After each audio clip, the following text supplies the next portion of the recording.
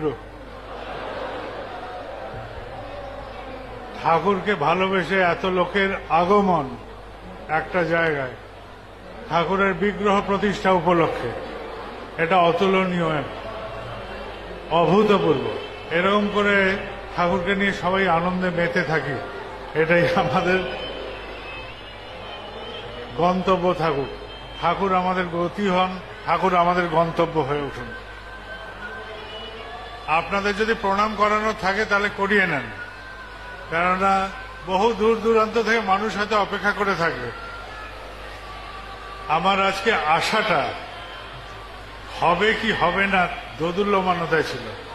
আমার মায়ের ইচ্ছা ছিল আমরা 3 ভাই আসি, কেননা এখানে বাবা এই বিগ্রহ প্রতিষ্ঠার্থে দীর্ঘ বছর থেকেছেন গুয়াহাটিতে।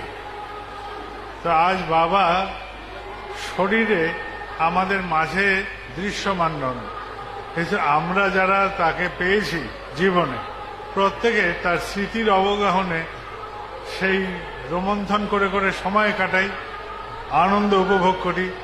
না পাওয়া সেই মুহূর্তগুলোকে কখনো কখনো দুঃখে বা কষ্টের মধ্যেও আনন্দে উদ্দীপ্ত হই যে তিনি আমাদের মধ্যে ছিলেন।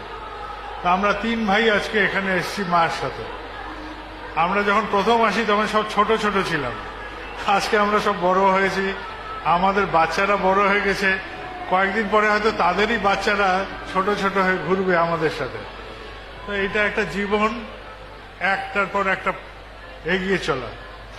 যখন প্রথম আসি গুয়াহাটি শহরও এরকম ছিল না, তখন অন্যরকম ছিল।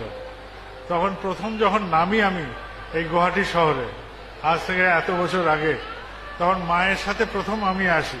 আমার বাবা ছিলেন গুয়াহাটিতে, আর এখানে খনিকর্তা ছিলেন। তিনি সব কর্ডন ভেঙে প্লেনের মাঝখানে ঢুকে গেছেন। প্লেনের কাছে গিয়ে তিনি আমাকে কোলে করে নামিয়েছিলেন এই গুয়াহাটিতে, আসাম ভূমিতে। সেই থেকে আমার হয়তো ছোঁয়া এই ভূমিতে। আজ 5 বছর বাদে আমার এখানে আবার ফিরে আসা। 5 বছরের অবধিতে আমার আর আসা হয়নি। আমি যেখানে থাকি সেখানে সবার যাওয়া সম্ভব হয় না। আমারও কার্যকারণে এই দেশে অনেকদিন আসাও হয়নি। 2024 এই বছর আমি ঠিক করেছি অক্টোবর মাস থেকে ভারত প্রদক্ষিণে বেরোবো। ভারত পরিক্রমায় যে যেখানে ঠাকুরের কাজ নিয়ে আসেন আমি সেখানে পৌঁছাবো। কেননা দীর্ঘদিন আমি দেওঘরে আটকে আছি। প্রথমে বাবার শারীরিক কারণে ওখানে থাকা হয়েছিল, এখন কিছু কার্যকারণের জন্য আমার দেওঘরে অবস্থান জরুরি, তাই আমি আর ওখানে থাকা। 2 বছর ধরে ওখানে প্রায় আটকে আছি বাবা যাওয়ার পরেও।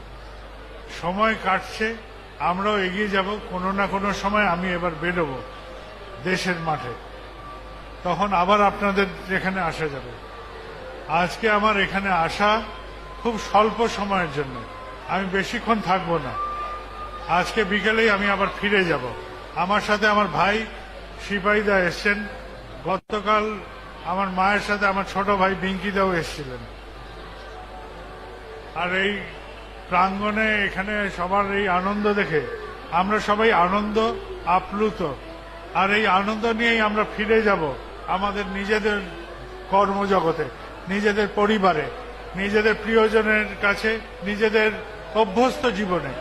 কিন্তু এই জীবনের এই মুহূর্তটা যা আমরা দেখছি, যা আমরা উপভোগ করছি, সেটা আমাদের উদ্দীপনা ছড়া, আমাদের ক্ষুদ্র জীবনটাকে মহৎ করার প্রয়াস করুক।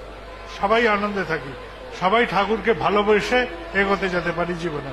জয় গুরু।